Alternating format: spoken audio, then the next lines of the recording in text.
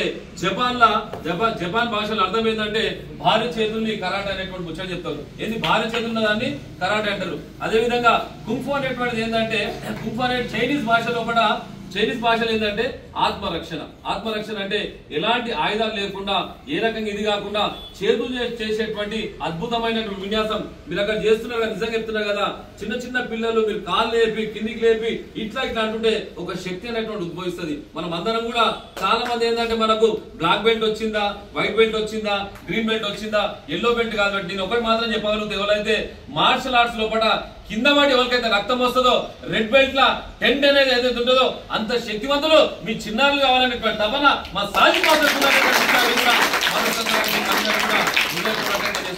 అటువంటి శక్తి కావాలి, అటువంటి ధైర్యం కావాలి. అందరూ కూడా చిన్నారు మీరందరూ కూడా ఎట్లానేటువంటి దాని మీద మనం చేస్తున్నాం.